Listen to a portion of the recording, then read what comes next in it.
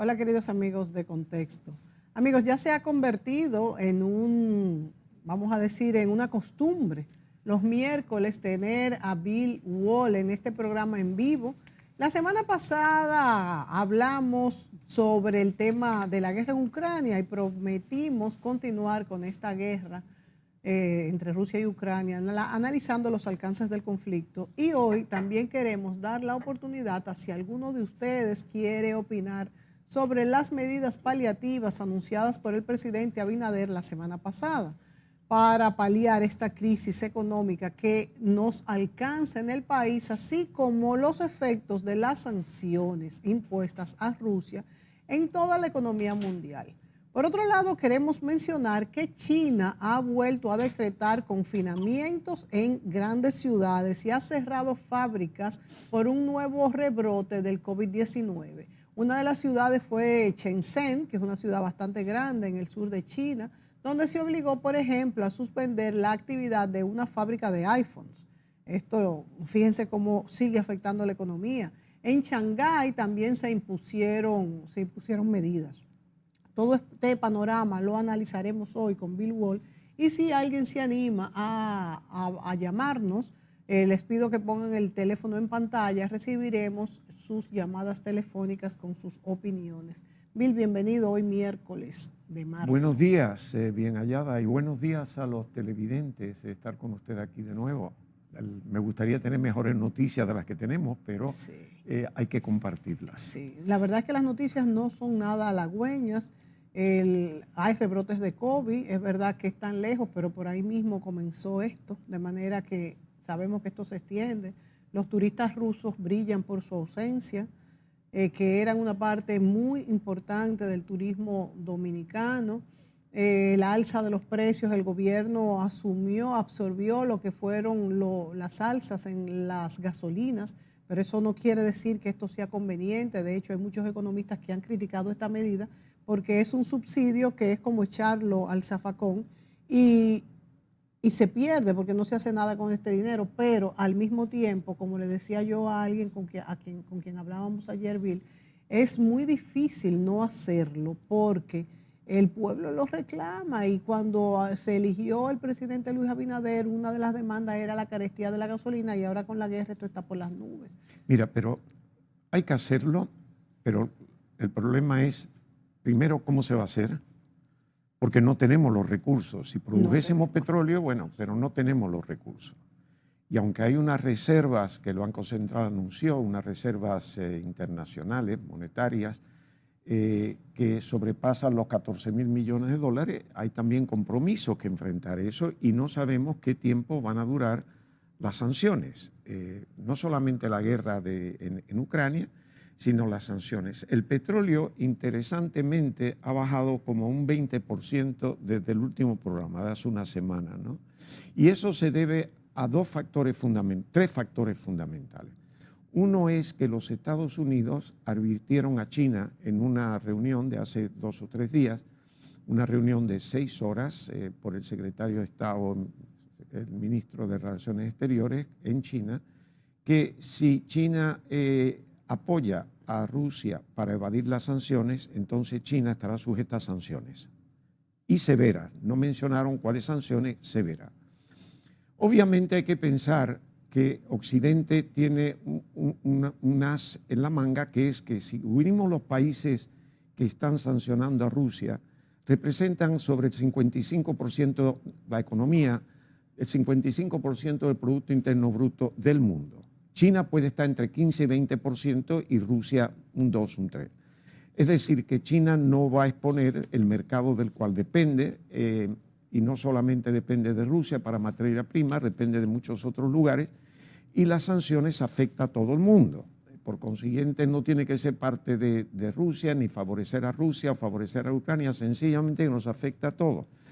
Entonces, eso es un factor que ha hecho que consideren que alivia un poco lo del petróleo. Lo otro que alivia el petróleo es lo que tú mencionaste, el COVID. El COVID, y lo dijiste, hay fábricas en la zona donde sea por ejemplo, Keiping, en el norte, que es una provincia que tiene 25 millones de habitantes, donde es un centro manufacturero muy importante, y suplen y han cerrado esos suplidores, por ejemplo, a Volkswagen, a Apple y a Toyota, para dar tres firmas grandes. Han cerrado porque no lo pueden suplir, debido al aislamiento. Olvídate que los chinos no es como nosotros, que es una cuarentena de las 10 de la noche a las 5 de la mañana, es aísla y no se puede viajar entre provincias, al menos que tenga un permiso que requiere de una causa válida para desplazarte. Es decir, es un aislamiento total. Lo otro es que ya se menciona volver a resumir las negociaciones con Irán, para que Irán pueda entonces insertarse de nuevo en el mercado de exportaciones de petróleo, que como resultado de las sanciones impuestas por el gobierno de Trump, eso se había suspendido.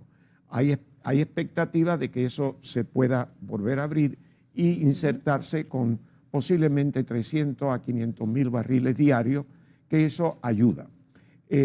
Por ahí. Lo otro es que también esta mañana en las noticias se menciona que parece que Ucrania ya da por aceptado de que no va a pertenecer a la OTAN. Es obvio, él mismo ha preparado el terreno. El presidente de Ucrania es una persona que se ha destacado por sus habilidades como estadista, y ya él había criticado mucho a la OTAN porque la OTAN se negaba a cerrar el espacio aéreo sobre Ucrania. Y por supuesto, la OTAN dice, si nosotros imponemos esa restricción, nos vamos a enfrentar directamente a los rusos, que es lo que hay que evitar.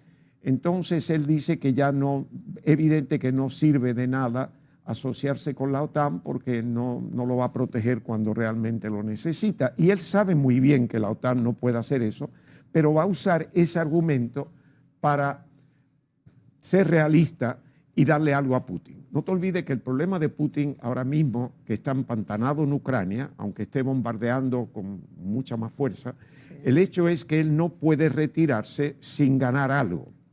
Y lo que se puede ver en el paisaje es tal vez que Ucrania, contrario a todo, a su dolor más profundo, va a tener que aceptar la independencia del Donbass. No, la independencia, no, la independencia, por lo así, pero va a ser la influencia rusa. Exacto. De Crimea, que no quería aceptarlo, del área de Donbass, fronteriza a Rusia, que tiene un componente de residentes rusos bastante importante. Por consiguiente, lo que vemos es que posiblemente eso lo acepte, que en un futuro pueda unirse a la Comunidad Europea, a la Unión Europea, en un futuro no próximo, pero que se deje esa puerta abierta, y no pertenece a la OTAN. Y yo creo que eso es lo mínimo que Putin está dispuesto a aceptar, porque si no, sería una derrota total, que ya lleva 3 semanas ahí empantanado, la opinión pública cada día más en contra de él, o cuando menos de lo que él llama una intervención especial, que es realmente una invasión, y por consiguiente ya no tiene muchos argumentos. Y Rusia está sufriendo las consecuencias muy directas de las sanciones. Que no es poco esto que tú dices, porque ya es verdad que Crimea fue invadida y conquistada, vamos a decir, fue separada de lo que es el territorio ucraniano desde 2014, que justamente fue a partir de ahí que se movilizaron, se exasperaron más estos conatos en el este de Ucrania, pero ya aceptara lo de Ucrania y que el Donbass, o sea, Donetsk y Luhansk, ya sean separadas de lo que es Ucrania. Y no solamente es el Donbass, sino que ellos se están extendiendo hasta tapar todo lo que es la salida del Mar Negro de Ucrania, hasta unirlo con Crimea. Esto significaría una catástrofe. No creo que llegue hasta ahí. No creo que llegue hasta ahí porque no, eso ya sería cerrarle, por ejemplo, totalmente el puerto de Odessa a Ucrania, al Mar Negro. No creo que... Pero por ahí es que está Mariupol. No, Mariupol está al otro lado. Está hacia el este. Hacia el este. Esto está más arriba, al oeste. Está muy arriba. Más arriba y esto está... Yo creo que hay un mapa Odessa por ahí. está al oeste de Crimea, mientras que... Mariupol, que definitivamente ya está rodeada, la gente está saliendo de noche en filas de vehículos privados. Sí, está sufriendo muchísimo Ucrania, Pero por otro lado, los rusos están también sufriendo pérdidas importantes que no se la esperaba Putin. Y no solamente pérdidas humanas, que los rusos han tenido grandes bajas, sino las pérdidas económicas, como tú mencionaste. Pero también hay que mencionar, Bill, que a pesar de todas las sanciones impuestas a Rusia y lo del sistema SWIFT y todo, lo que no se ha impedido es que se le depositen. Estaba leyendo que ellos reciben más o menos 8.000 millones de euros cada 2 semanas del petróleo que se vende a toda Europa, y esto no se puede cortar, ni Estados Unidos puede decirle. Estados Unidos y Gran Bretaña sí han dejado de comprarle gas y todo, carbón, petróleo a Rusia, pero Europa no puede hacer esto. De hecho, se ha parado el Nord Stream 2, se paró, ya está listo, pero no está en ejecución. No, ni va a entrar. Ni va a entrar, pero está el Nord Stream 1 y está también el Yamal Europa. Sería hay varios un costo gasoductos muy elevado. Creo que hay unos mapas de gasoductos, si los pueden colocar. Es un hecho que Europa, o sea, que Occidente no se va a poner la soga al cuello. Eso es uno de los argumentos que yo siempre he mantenido, desmintiendo la posición de Putin, que la OTAN no es realmente una unión de conquista, de ataque, más bien defensiva, porque no se le ocurre a alguien que piense atacar depender del petróleo del potencial enemigo, de la forma que se ha hecho. Fíjense el gráfico, todas estas líneas son gasoductos. Fíjense que hay muchísimos que vienen desde Rusia hasta Europa. Hay otros que vienen también de otros sitios, pero fíjense ahí abajo, creo que el verde es Argelia. Bueno, los verdes vienen de esos petróleos de Argelia, de Libia. Exacto, ¿no? Pero de África, o sea, el norte de África. Lo que es Alemania y toda esa zona es petróleo ruso. Mira, está Eslovaquia, que es el 100% del gas que consume, es ruso. Bulgaria, el 90%. La República Checa, el 80% que produce es de Rusia. Austria, el 80%. Hungría, el 70%. Y Alemania, que es la mayor economía del mundo, tiene más o menos un 60%. No, como un 40%.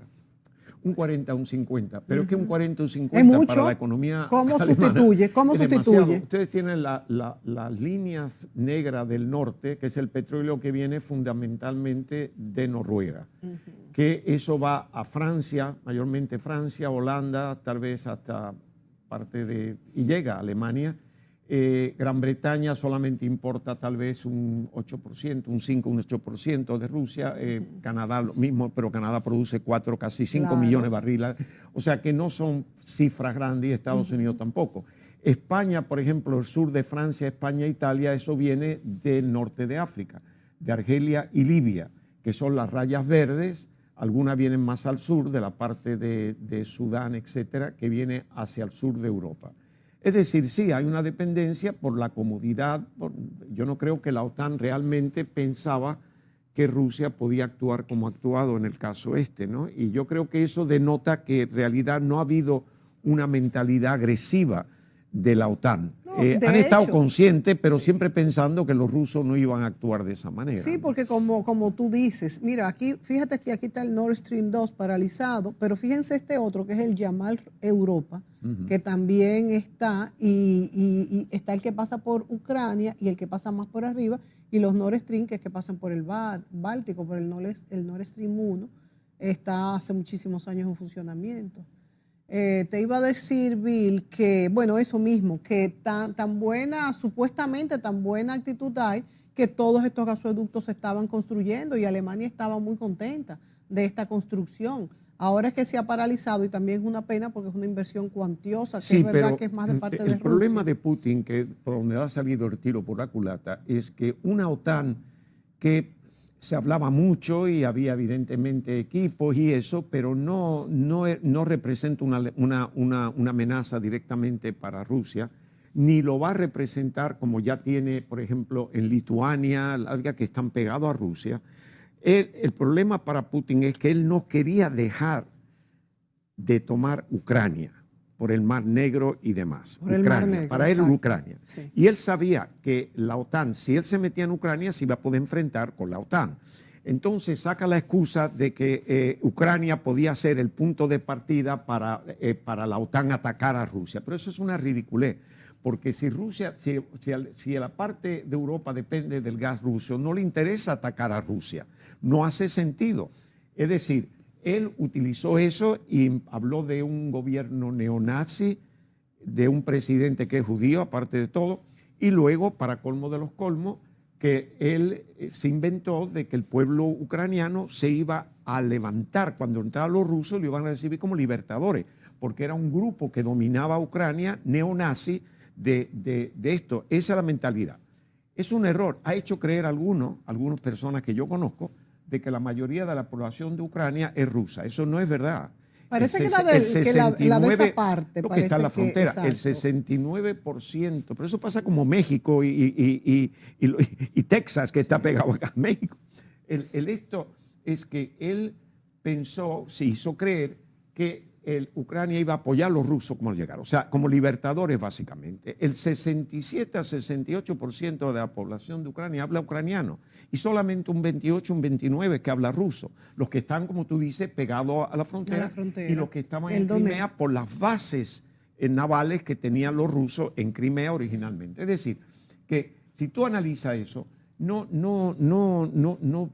se explica lo que los se ha ucranianos vendido, estén Bill, luchando contra gente que sí, según él la mayoría quieren que lleguen los rusos no, a liberar. eso definitivamente eso yo no eso creo, no hace sentido. Porque que haya conatos en todos los países, hay grupos que están en contra, claro, o a favor, claro. Eso no creo, además porque un grupo se quiere independizar, no se va a declarar por la autodeterminación de los pueblos, que es ahora algo que se dice que hay que respetar y todo esto, no se van a estar separando los países. Ahora bien, lo que sí se le ha dado razón a Putin es que dicen que el equilibrio se pierde si ellos pueden, si el occidente, por llamarlo de alguna manera, puede instalar bases en Ucrania. Incluso es verdad que no creo que sea cierto, pero se han sacado hasta que ha habido laboratorios para hacer virus y plantas nucleares. Bueno. Yo sé que no hay ninguna prueba de esto, pero lo que te digo es que hay un grupo de personas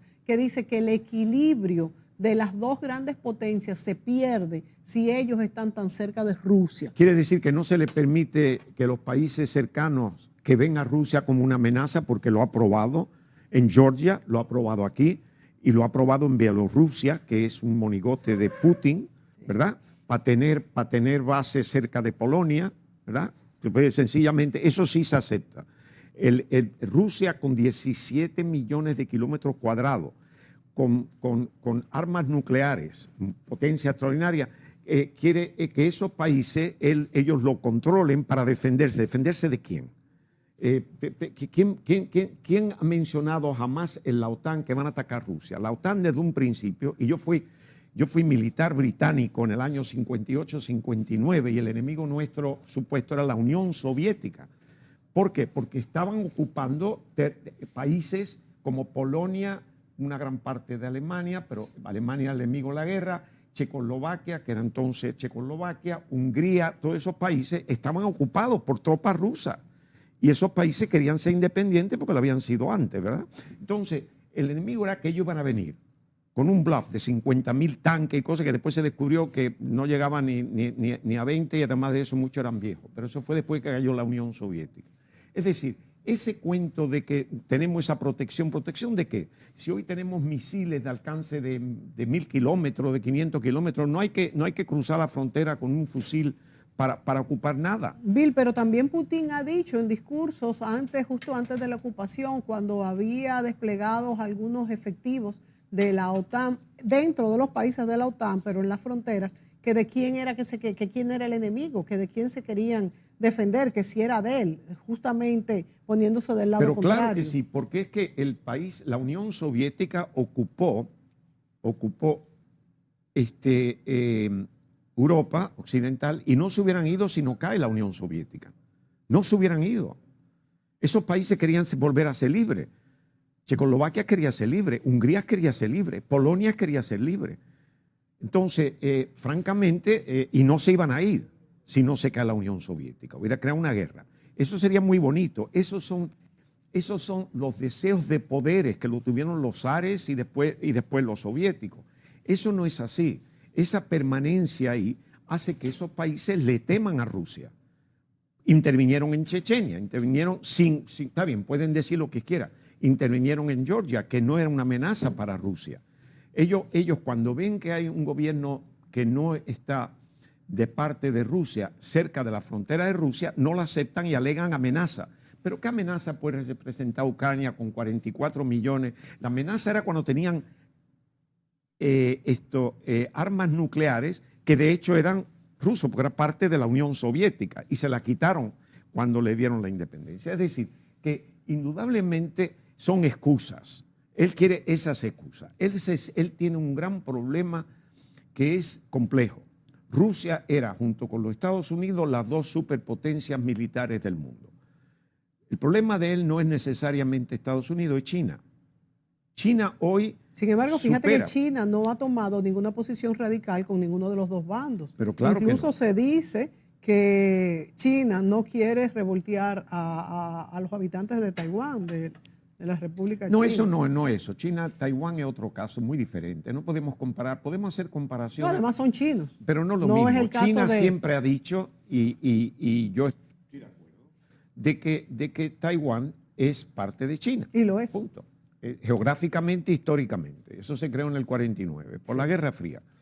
Quiere decir que ellos nunca han dicho que eso no es de ellos y lo aceptan como tal. Ellos inclusive han habido línea aérea que China ha criticado porque los mapas que tienen en la revista del avión tenían Taiwán como no parte de China. Y esas líneas aéreas, si querían seguir volando a China, tenían que cambiar esos mapas y ponerlo China. ¿Ok? Entonces, y ahí es que mucha gente dice en China, Taiwán. Sí. ¿Verdad? Sí. Porque están reconociendo ya que eso es China. Sí. Y sabemos todos que Taiwán lo reconocen ya muy pocos países, entre ellos éramos nosotros y lo dejamos, y otros países, muy pocos países que no suman nada en la geopolítica mundial, pero que todavía por intereses la reconocen, pero realmente no tienen un puesto en las Naciones Unidas ya. Lo más inconcebible es que China, con más de 1.000 millones de habitantes, por ejemplo, hace ya tiempo, no estuviera representada en la China y que representara a la China Fuera Taiwán. Taiwán, O sea, claro. eso son las geopolíticas, ¿no? O sea que los chinos no ven eso en este aspecto. No quieren entrar en guerra necesariamente con los Estados Unidos, pero saben que tienen mucha influencia en China y de vez en cuando pasan una serie de aviones o le mandan ahí, y no es nada, eso está ahí por nada. Es decir, en realidad eso no se compara. Y hay una gran dependencia de uno y otro. Además, es la misma raza, el mismo idioma, el mandarín y todo lo demás. Es decir, que no. Ahora, en el caso de Europa es diferente, porque esa guerra que hubieron en Europa, que dividieron países, la Primera Guerra Mundial, que de nuevo se rediseñó el mapa de Europa, como resultado pasó en la primera después también. vino la entreguerra, después vino la guerra, ¿verdad? Es decir, unos cambios muy dramáticos. El territorio comparado con Asia, o comparado con América, o comparado con África, es pequeño. Muchos países dentro de un área relativamente pequeño. Y yo creo que lo que más le conviene a Ucrania es formar parte de la Unión Europea, no necesariamente la OTAN.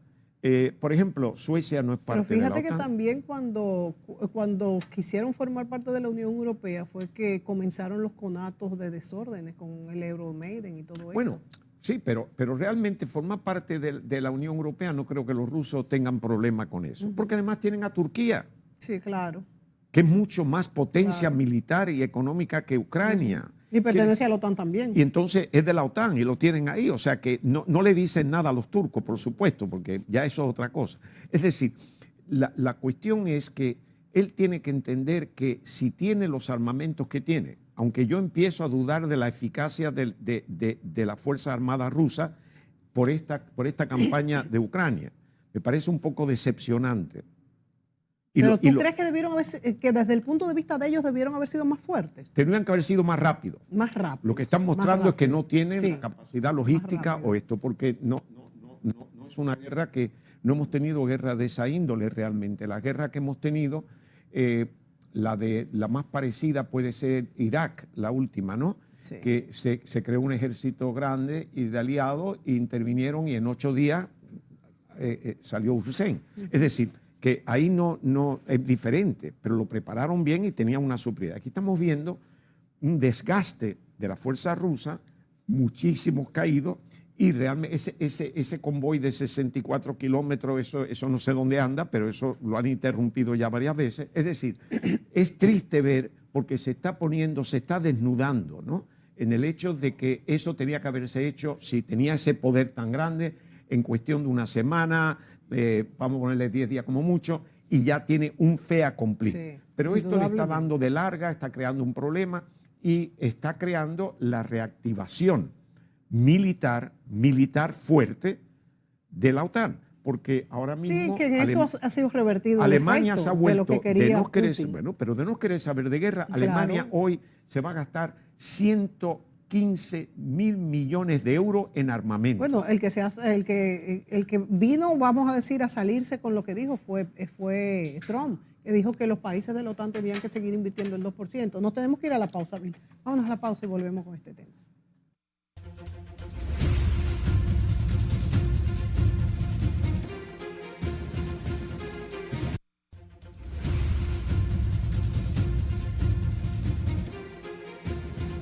Bueno, continuamos con este tema de cómo nos influye la crisis entre Ucrania y Rusia en nuestro territorio, en nuestra economía y en nuestro bolsillito, que bastante que nos está influyendo. Si quiere opinar, puede llamar a los teléfonos que pueden aparecer en pantalla. Y mientras tanto, pues vamos concluyendo el tema de Ucrania y Rusia. Por ejemplo, ¿cuánto amaneció el petróleo hoy?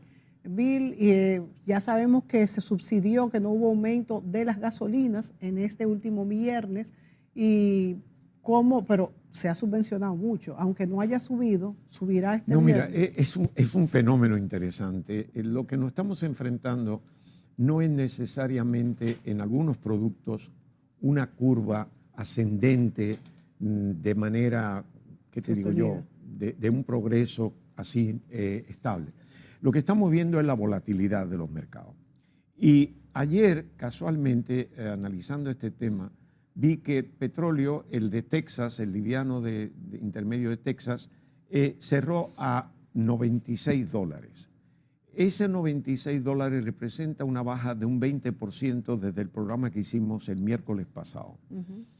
Esa caída se debe a lo que yo mencioné al principio del programa, que era sencillamente el aspecto del COVID en China, que ha cerrado unos centros muy importantes de industriales y a la vez eso afecta por la cadena de suministro pues actividades también económicas de otros países. Como el nuestro, por ejemplo, Bill, no sé si tú te has dado cuenta que la mayoría de las casas automotrices ahora mismo están desabastecidos, no tienen carros, están vendiendo carros como el petróleo a futuro. Bueno, pero tú no te das cuenta que lo que más ha aumentado el precio de los carros han sido los carros de segunda mano. En todas partes, Estados Unidos y aquí.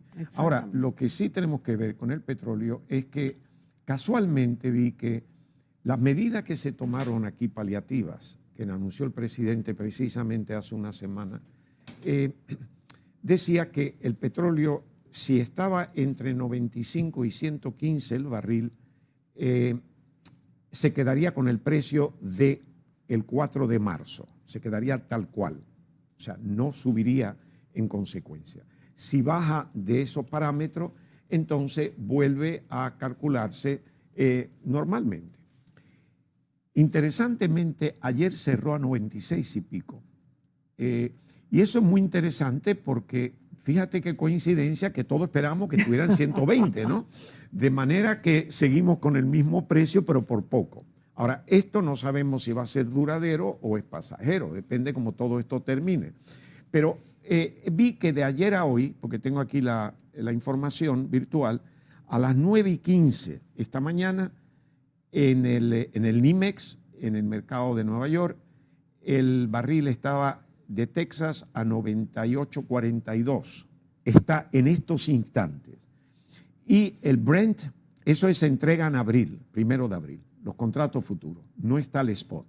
Y el Brent, que es el resto del mercado, que es del centro en Londres, está en 101.18. Quiere decir que de ayer a hoy el crudo de Texas subió $1.98, que es un poco más de un 2%, y el Brent subió $1.27, que es precisamente y coincide 1.27%. Y esa es entrega en mayo. Es decir, que hubo un efecto como resultado de lo que pasó ayer, que también olvidé decir que los primeros ministros de Polonia, Eslovenia y de la República Checa fueron en tren a Kiev, en tren, y tuvieron una entrevista con el presidente ucraniano en Kiev, que está siendo atacado por las tropas rusas. Sí. No hablan de si volvieron y si volvieron bien, yo imagino que sí, pero eso te indican que tuvieron acceso ahí y en tren. Por mira, supuesto, también hay que destacar la valentía del presidente ucraniano, que en ningún momento ha dicho que se va, que se exila, que no va a estar. Él se ha mantenido. Él se queda ahí. Él Sí. se queda ahí. Lo otro es que hoy, si mal no recuerdo, hoy habla directamente por internet, dirige la palabra al Congreso de los Estados Unidos. Va a decir más de lo mismo, imagino, el apoyo, pero los Estados Unidos y todos esos países le siguen enviando armas. Y lo que es más importante, y no se ha hablado mucho, es que los aviones de la OTAN, que la OTAN se ha reforzado. Estados Unidos tiene que tener como 150.000 hombres ahora mismo ahí. En un momento llega a tener 500.000. Y está movilizando y ha enviado aviones y todo el mundo está enviando aviones. Pero el asunto es que esos aviones que ellos tienen con radares están volando muy cerca de la frontera de Bielorrusia y de la frontera ucraniana, desde Turquía, Rumanía, todos esos países, Bulgaria, Eslovenia, todo eso, y tiene un alcance bastante grande, de manera que ellos ven todos los movimientos rusos, desde que sale de Rusia o sale de Bielorrusia o de donde salgan, todo, y notifican a los ucranianos. Saben exactamente no solamente el movimiento aéreo o el movimiento terrestre, porque además tienen satélites que no son afectados por ningún medio de defensa, sino que además de eso le identifica el tipo de avión.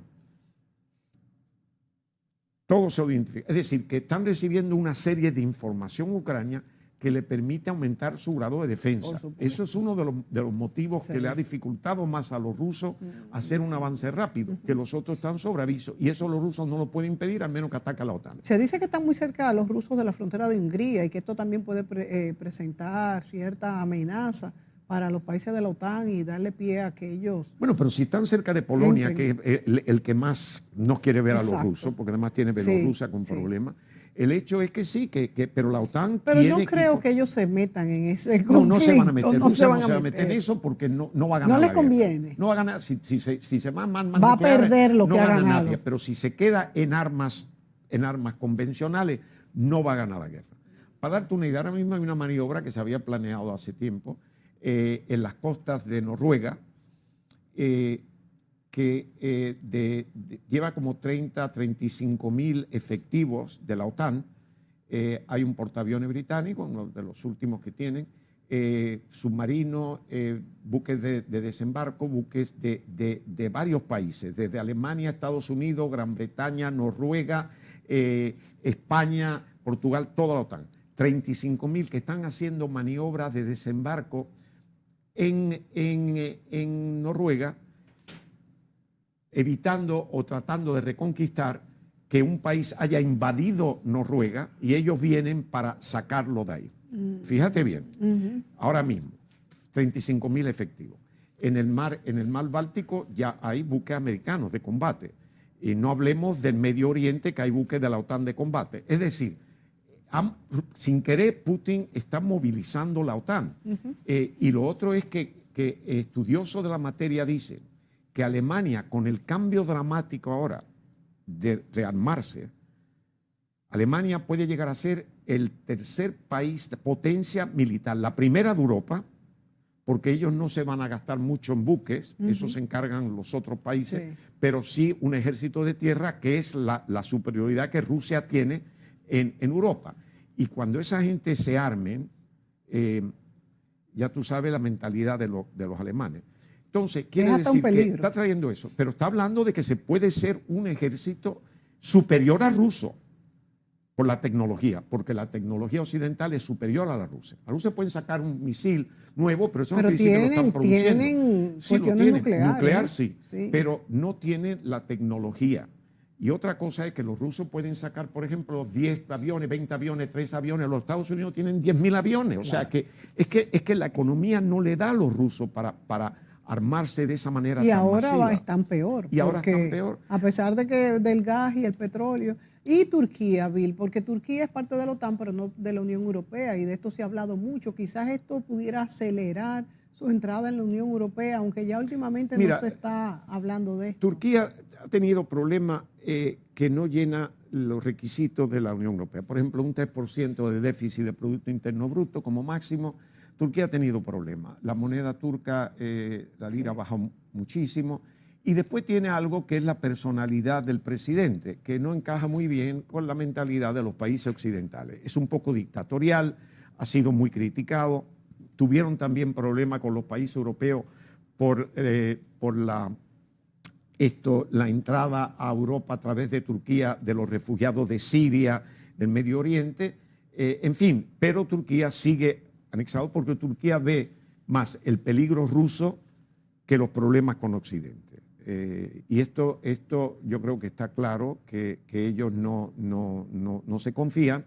Y de hecho es un país cuyo ejército, cuyas fuerzas son bastante fuertes, muy fuertes. Es decir, que los turcos, está esa mentalidad asiática que no necesariamente encaja mucho con el liberalismo europeo. Pero bueno, eso es por este lado. Pero ustedes están bien armados. Tienen un no, están bien armados y más. Los ejércitos turcos, la guerra de Corea del 50-53, el ejército turco, que era parte de la fuerza de las Naciones Unidas, fue uno de los que más se destacó. Yo conocí a militares británicos que estuvieron en esa lucha y decían que los turcos eran tremendos. Además, lo sabemos desde el Imperio Otomano. Claro. ¿No? Pero bueno, las medidas de aquí. Hablamos del petróleo, que no va a haber cambio, ya podemos anticipar que no va a haber cambio esta semana. Lo otro es las otras medidas.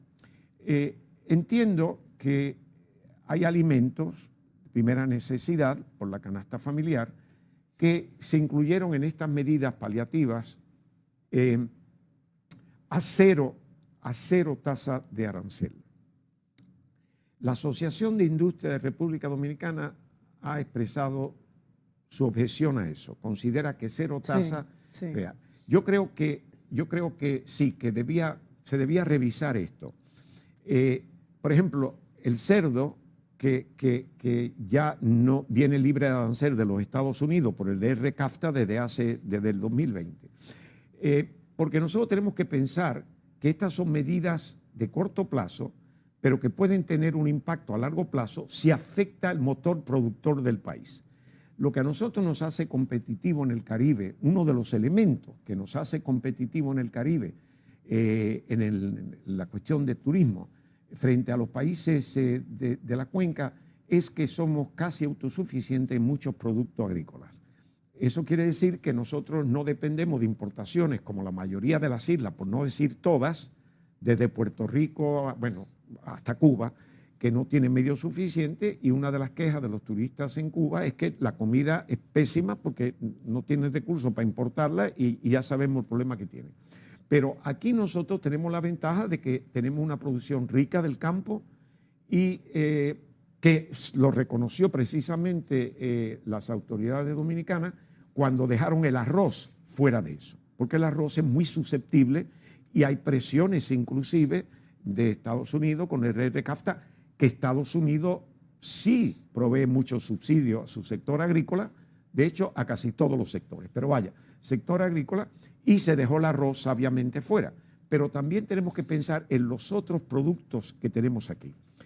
Ponerlo en tasa cero, yo creo que habría que revisarlo, de acuerdo al volumen de importación que se requiera. Es decir, en vez de decir tasa cero por 6 meses, además me parece también 6 meses un poco excesivo. Yo diría, vamos a ponerlo por 3 meses y lo revisamos, claro, ¿no? Y se revisa. Pero, y yo entiendo que eso puede ser tal vez contraproducente porque tú haces importaciones y requiere un periodo. Pero bueno, que los pedidos se hagan en 3 meses, aunque vengan posterior. Y tienen que, a mi criterio, está basado en la necesidad que tenemos nosotros por el consumo de esos productos.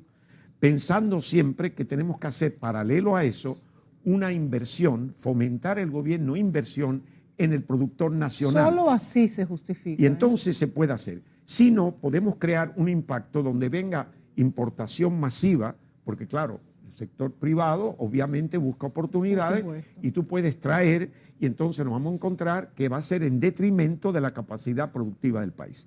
Y yo creo que eso sería... Es muy peligroso. Yo ruego que se reconsideren porque no podemos perder de vista que a mediano y largo plazo lo que busca el país es ser más autónomo en los artículos y productos de primera necesidad.